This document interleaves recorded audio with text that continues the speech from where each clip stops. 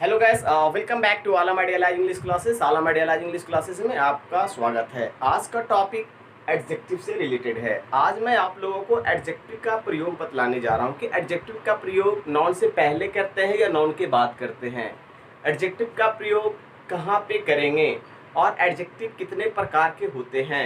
Adjective क्या noun से पहले आता है या नाउन के बाद आता है, ये सारी चीज़ें के बारे में। आखिर एडजेक्टिव क्वालिफाई करता है तो किस शब्द को करता है, तो एडजेक्टिव के बारे में हम लोग चलते हैं और एडजेक्टिव के बारे में हम लोग देखते हैं। तो मैं आप लोगों से, सारे व्यूअर से ये कहना चाहता हूँ कि प्लीज़ एक बार इसे सब्सक्राइब कर दें, लाइक करें और शेयर करें, और साथ ही साथ बेल आइकन को दबाएं ताकि आपको लेटेस्ट नोटिफिकेशन मिलता रहे।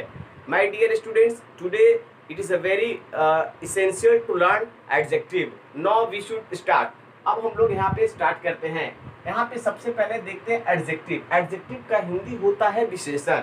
अब हम लोग यहाँ पे डिफाइन को देखते हैं। इट क्वालिफाइज नॉन और प्रोनाउन। हमने पहले के लेक्चर वीडियो में आपको ऑलरेडी पढ़ा चुका हूँ कि नॉन किसे कहते हैं और प्रोनाउन किसे कहते हैं, और इसके विस्तार रूप से मैं पहले भी, और आपको डिस्क्रिप्शन में सारे वीडियो जो सारे लेक्चर्स के आपको मिल जाएंगे, वहाँ से आप जो है लिंक को खोजकर आप खुद स्टडी कर सकते हैं। अब हम लोग चलते हैं कि क्वालिफाइज नॉन और प्रोनाउन कैसे करता है। My dear students, qualifies noun और प्रोनाउन के साथ साथ ये नॉन और प्रोनाउन को प्रेज और स्पीक इल ऑफ, मतलब प्रेज का मतलब होता है प्रशंसा और स्पीक इल ऑफ का मतलब होता है बुराई करना। किसी भी सेंटेंस में ये किस तरीके से क्वालिफाई करता है या कैसे प्रेज या प्रशंसा करता है, एक हम एग्जाम्पल्स लेते हैं। हम यहाँ पे कोई भी एक एग्जाम्पल्स को ले लेते हैं। फॉर एग्जाम्पल्स के तौर पे मैं यहाँ पे लिखा रानी। रानी एक हमारा नाउन है, हमारा प्रॉपर नाउन है।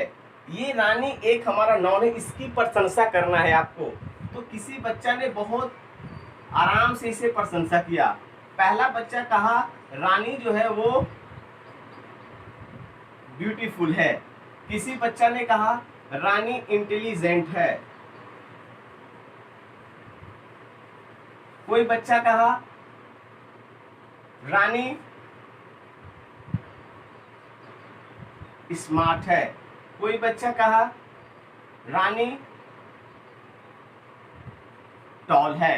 यानी रानी इंटेलिजेंट, स्मार्ट, ब्यूटीफुल, टॉल, ये सारी जो उसकी बड़ाई हो रही है वो रानी की हो रही है। लेकिन यहाँ पे अगर हम इसकी बुराई करते हैं तो एक बच्चा कहा सर नहीं, रानी जो है वो बैड है। किसी ने कहा रानी अगली है।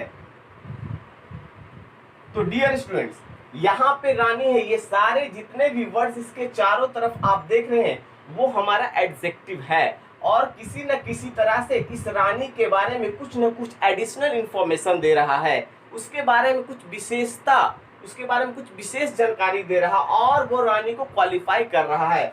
अगर आप कहते हैं सर ये तो नाउन है, इसके जगह पे प्रोनाउन का इस्तेमाल करें, तो रानी के जगह पे आप प्रोनाउन सी को ले लीजिए।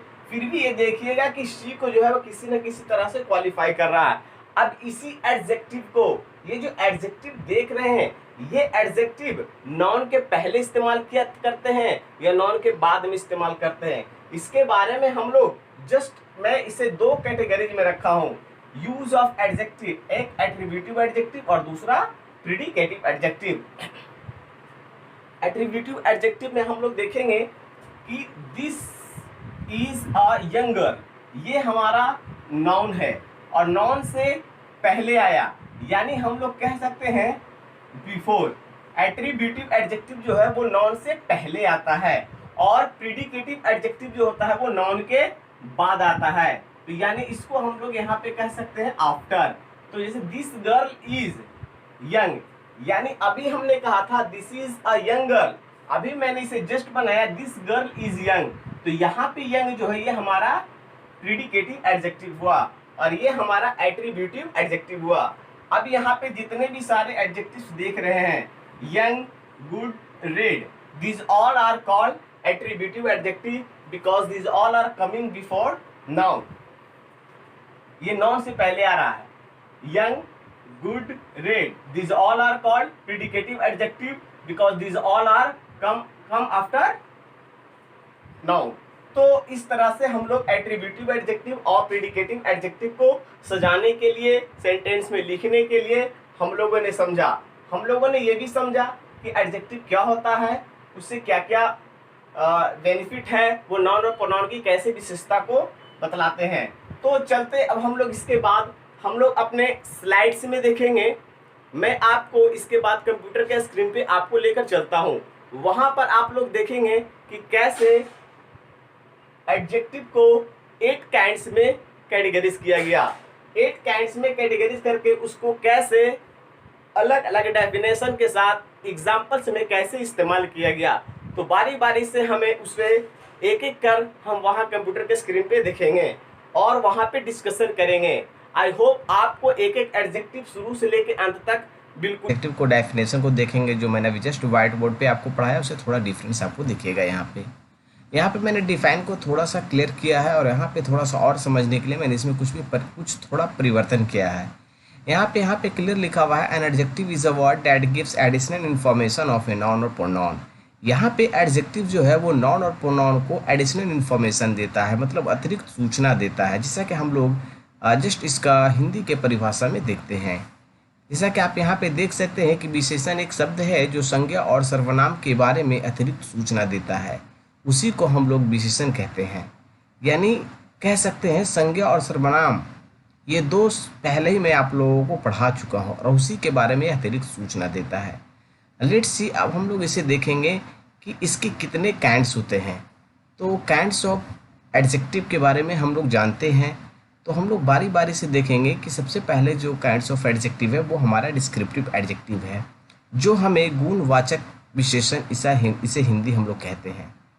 नंबरल एडजेक्टिव संख्या बोधक विशेषण, क्वांटिटिव एडजेक्टिव मात्रा बोधक विशेषण, डेमोन्स्ट्रेटिव एडजेक्टिव निश्चयवाचक विशेषण, पॉजेसिव एडजेक्टिव संबंधवाचक विशेषण, डिस्ट्रीब्यूटिव एडजेक्टिव वाच्य विशेषण, इंट्रोगेटिव एडजेक्टिव प्रश्नवाचक विशेषण और प्रॉपर एडजेक्टिव व्यक्तिवाचक विशेषण। अब हम लोग को इसके बाद सिलसिलेवार से एक एक एडजेक्टिव के बारे में हम लोग विस्तार रूप से पढ़ेंगे कि डिस्क्रिप्टिव एडजेक्टिव का डेफिनेशन क्या होता है और डिस्क्रिप्टिव एडजेक्टिव के कौन कौन से एग्जाम्पल्स किस सेंटेंस में यूज़ किए जाते हैं। तो let's see first descriptive adjective. तो डिस्क्रिप्टिव एडजेक्टिव जिसे हम लोग गुणवाचक विशेषण कहते हैं। अब इसे हम लोग डेफिनेशन को देखते हैं। It shows the quality of some persons और थिंग्स। ये जो है डिस्क्रिप्टिव एडजेक्टिव या किसी व्यक्ति या वस्तु को गुण को दर्शाता है। उसके गुण, कोई भी व्यक्ति या वस्तु अगर कोई सेंटेंस में सब्जेक्ट के रूप में वर्क कर रहा है तो वहाँ पे जो एडजेक्टिव का काम है उसके गुण को दर्शाने का, वो उसका गुण को बतलाता है। अब हम लोग कुछ इसे एग्जाम्पल्स को लेते हैं, जैसे bad, good, rich, poor, honest, dishonest. ये जितने सारे भी आप देख रहे हैं ये डिस्क्रिप्टिव एडजेक्टिव है। अब हम लोग ये देखते हैं कि इसका यूज सेंटेंस में कैसे किया जाता है। तो सेंटेंस में हम लोग यहाँ पे देख सकते हैं कि Anil is a laborious student, Rama is a poor farmer. यहाँ पे अनिल जो है लेबोरियस स्टूडेंट है, यानी स्टूडेंट कैसा है तो वो लेबोरियस है। तो ये स्टूडेंट ये हमारा नाउन हुआ। नाउन के पहले जो हम वर्ड का इस्तेमाल किए हैं that is called laborious is called adjective. Thus we can understand in second examples, Rama is a poor farmer।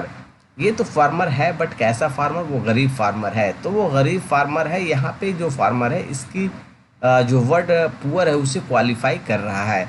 Let's see, अब हम लोग देखते हैं कि इसके दूसरे जो काइंड होते हैं वो क्या कहता है। तो जस्ट दूसरा काइंड हमारा जो होता है वो है नंबरल एडजेक्टिव। नंबरल एडजेक्टिव के बारे में सबसे पहले हम इसका डेफिनेशन को देखते हैं। नंबरल एडजेक्टिव जो कहता है it shows the number of person, place, persons और थिंग्स।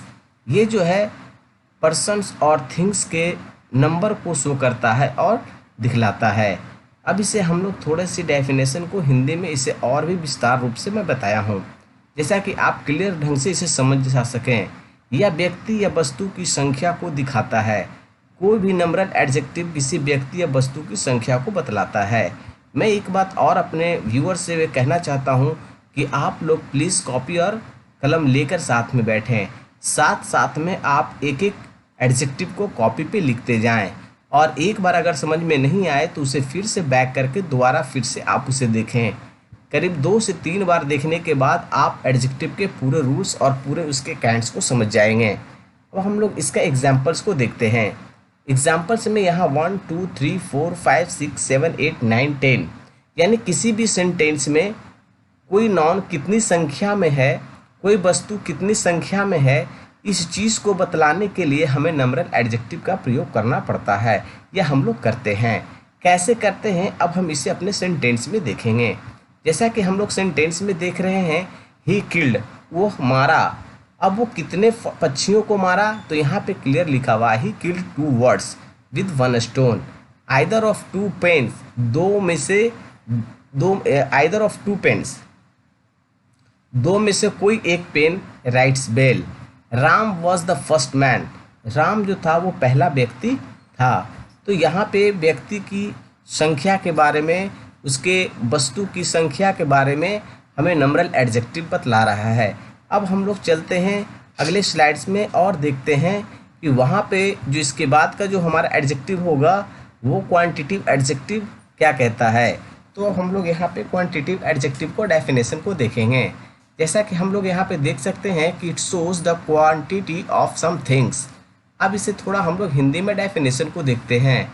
यह किसी चीज़ की मात्रा को दिखाता है, यानी कोई सेंटेंस में अगर कोई नाउन है या प्रोनाउन है तो उसकी मात्रा को दिखलाता है कि वह किस मात्रा में है। अब हम लोग थोड़ा सा इसके एग्जाम्पल्स को देखते हैं। Much, some, a lot of, enough, this all are called quantitative adjective से एग्जाम्पल्स। क्वांटिटिव एडजेक्टिव का ये एग्जाम्पल्स हैं। अब हम लोग इसे एग्जाम्पल्स को हम लोग सेंटेंस में देखेंगे, वाक्य में प्रयोग करके देखेंगे। जैसा कि मैंने लास्ट टाइम में भी देखा था, और I gave him some money, मैंने उसे पैसा दिया।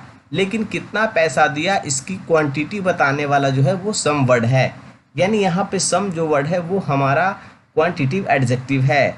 10 यहाँ पे हम लोग देख सकते हैं he has money at all.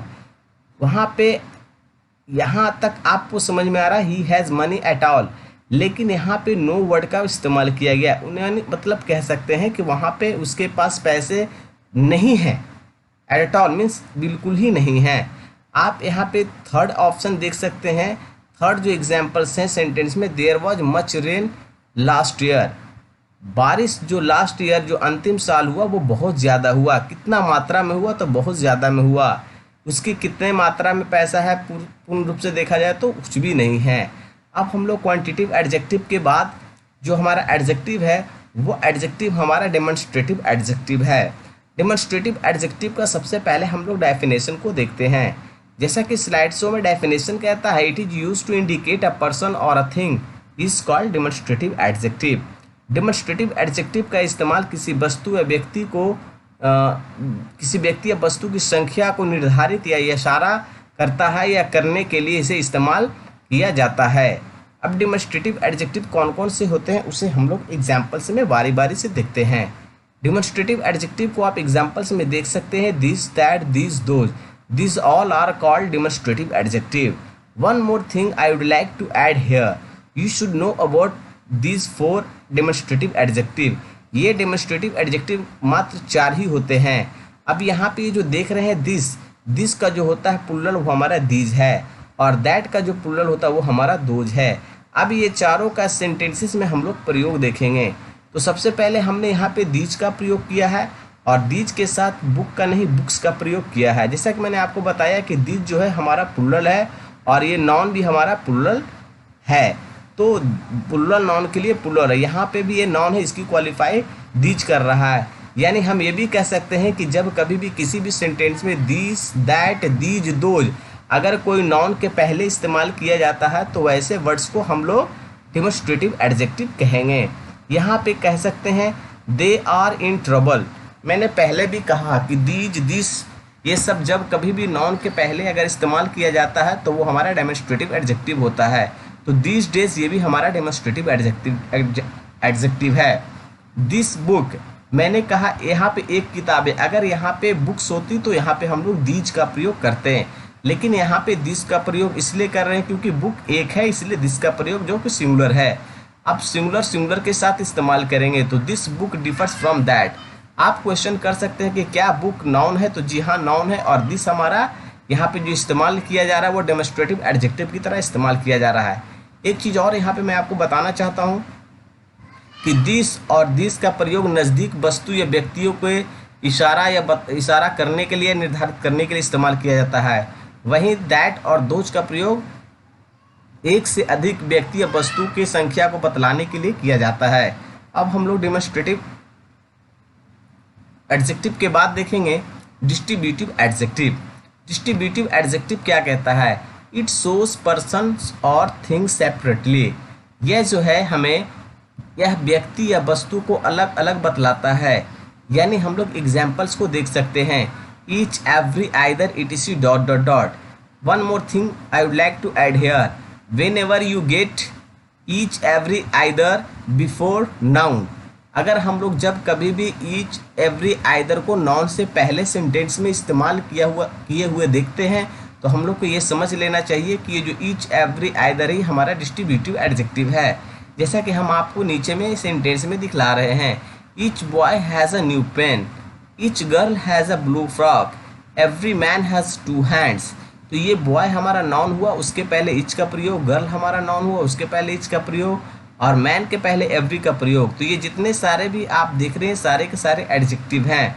Adjective इसलिए है क्योंकि इसके बाद वाले जो शब्द है वो हमारे नाउन है। यानी नाउन के पहले अगर इन शब्दों को इस्तेमाल किया जाता है तो वो हमारा डिस्ट्रीब्यूटिव एडजेक्टिव होता है। Let's see another. अब हम लोग दूसरा देखेंगे। जैसा कि आप देख सकते हैं पजेसिव एडजेक्टिव। पजेसिव एडजेक्टिव को सबसे पहले हम लोग डेफिनेशन को देखते हैं। इट शोज द पॉसेसिव और पॉसेशन ऑफ ए पर्सन और अ थिंग। अब इसे हम लोग थोड़ा डेफिनेशन को हिंदी में देखते हैं। यह किसी व्यक्ति या वस्तु के संबंध या अधिकार को बतलाता है। अब जैसे हम लोग इसका थोड़ा एग्जाम्पल्स को देखते हैं। My, our, your, their, his, her, etc। One more thing I would like to tell you that my, our, your, their, his, her is used before a noun. अगर नाउन के पहले my, our, your, their, his, her का प्रयोग किया गया है तो हमें समझना चाहिए कि ये जितने सारे वर्ड्स हैं वो सारे के सारे हम लोग पजेसिव एडजेक्टिव के रूप में इस्तेमाल किया गया है। It is use in form of adjective. Now we can see in examples. I do, मैं करता हूँ। यहाँ वर्क हमारा नाउन के रूप में कार्य कर रहा है और यहाँ पे ब्रदर मेरा नाउन के रूप में कार्य कर रहा है, जो हमारा अधिकार के रूप में बतला रहा है। और ये साथ ही साथ एडजेक्टिव के रूप में इसलिए कार्य कर रहा है क्योंकि ये इसका क्वालिफाई कर रहा है। I do work my self, मैं किसका कार्य करता हूँ? तो मैं अपना कार्य खुद करता हूँ। इसी तरह से ही इज़ माई ब्रदर, वह मेरा भाई है। My book differs from yours, मेरा किताब आपकी किताब से डिफरेंस है। तो किसका किताब? मेरा किताब, जिसका मैं अधिकार की बात कर रहा हूँ उसी किताब के बारे में। लेकिन इसका बताने वाला माई बुक, यानी माई जो आया वो हमारा पॉजिटिव एडजेक्टिव है। अब हम लोग चलते हैं आगे की स्लाइड्स में देखते हैं। आगे का स्लाइड्स हमारा है interrogative adjective. Interrogative adjective is use to ask a question. It is use to ask a question means interrogative adjective का इस्तेमाल क्वेश्चन पूछने के लिए किया जाता है। अब हम लोग यहाँ पे देखते हैं इंटरोगेटिव एडजेक्टिव, इसका इस्तेमाल प्रश्न पूछने के लिए किया जाता है। एग्जाम्पल्स देखते हैं। What, which, whose. अगर किसी नाउन के पहले इन शब्दों का इस्तेमाल किया जाता है तो ऐसे भी हम लोग समझ लेंगे कि ये शब्द जो है वो हमारा इंटरोगेटिव एडजेक्टिव है। अब हम लोग इसका एग्जाम्पल सेंटेंस में देखते हैं। What book is in your hand, आपके हाथ में कौन सी किताबें हैं। क्योंकि व्हाट का प्रयोग, अगर यहाँ पे व्हाट का प्रयोग के बाद बुक के बाद व्हाट का प्रयोग किया गया है, चूँकि इसलिए मैंने पहले भी कहा कि व्हाट, विच, हुज अगर किसी नाउन के पहले इस्तेमाल किया जाता है तो वो हमारा इंटरोगेटिव एडजेक्टिव होता है। दस, अगर ये व्हाट के बाद अगर ये बुक नहीं होती, what is in your hand, तो यहाँ पे व्हाट का जो प्रयोग होता वो हमारा प्रोनाउन के रूप में इस्तेमाल होता। इसी तरह से हम लोग यहाँ नीचे के भी एग्जाम्पल्स में देख सकते हैं। In which class do you read, किस वर्ग में आप पढ़ते हैं। हुज नेम, नेम भी हमारा नाउन है और हुज नेम किस नाम, मतलब किसका नाम। इज रेशमा, किसका नाम रेशमा है। Thus, we can understand interrogative adjective. अब हम लोग लास्ट जो हमारा एडजेक्टिव है वो हमारा प्रॉपर एडजेक्टिव है। प्रॉपर एडजेक्टिव जो कहता है it is made from proper noun, यानी प्रॉपर नाउन से इसे बनाया जाता है। अगर जो स्टूडेंट्स मेरा नाउन का टोटल शुरू से अंत तक देखे होंगे उसे प्रॉपर नाउन समझ में बिल्कुल आ रहा होगा। और वैसे बच्चे जो व्यूअर्स देख रहे हैं वो प्रॉपर नाउन के बारे में नहीं जानते हैं, तो मेरे नाउन का एक ऑलरेडी पहले से मैं वीडियो बना चुका हूँ, वो पूरी डिटेल्स आप प्रॉपर नाउन के बारे में वहाँ पे समझ सकते हैं। और वहाँ पे प्रॉपर नाउन आप समझ जाइएगा तो यहाँ पे आपको थोड़ा सा ज़्यादा आसानी होगा समझने के लिए। तो हम लोग चलते हैं कि प्रॉपर नाउन से कैसे हम लोग प्रॉपर एडजेक्टिव बनाते हैं। तो यहाँ पे देख सकते हैं कि प्रॉपर नाउन से बनाए गए शब्द को प्रॉपर एडजेक्टिव कहते हैं। अब एक हम स्लाइड्स को लेते हैं, इस स्लाइड्स में आप लोग को क्लियर पता चल जाएगा।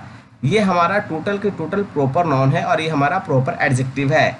इंडिया से इंडियन बनाया गया, अमेरिका को अमेरिकन बनाया गया, रसिया को रशियन बनाया गया। क्यों? क्योंकि मैं इंडिया हूँ, इंडिया एक प्रॉपर नाउन है। लेकिन अगर आप ये किसी को बताना चाहते हैं, ये शो करना चाहते हैं कि मैं जो हूँ इंडियन हूँ, तो मैं अपने आप को ये किसी को बता रहा हूँ कि मेरा जो संबंध है वो इंडिया से है और मैं इंडियन हूँ। मतलब ये कहने का मतलब है कि आप उसको क्वालिफाई कर रहे हैं कि मैं भारतीय हूँ। तो thus we can understand proper adjective. इस तरह से हम लोग एडजेक्टिव के टोटल काइंड्स के बारे में स्टडी किया। अब हम लोग चलते हैं, जो आगे जो हम लोग पढ़ने वाले हैं वो हमारा है डिफरेंसेस, यानी possessive pronoun versus possessive adjective. उसके बाद हमारा है distributive pronoun versus distributive adjective. Third है interrogative pronoun versus interrogative adjective. और फोर्थ है interrogative pronoun versus interrogative adjective. इन सारे वर्सेस यानी दोनों के बीच में क्या डिफरेंसेस हैं, इसके बारे में हम लोग आगे के वीडियो में देखेंगे। तो मैं आप तमाम लोगों से एक बार वंस अगेन रिक्वेस्ट करना चाहता हूं कि अगर आपको ये वीडियो अच्छी लगे तो ज़रूर आप लाइक करें, लाइक करके शेयर करें, और अगर न्यू व्यूअर्स हैं तो एक बार सब्सक्राइब जरूर कर दें। That's all, thank you.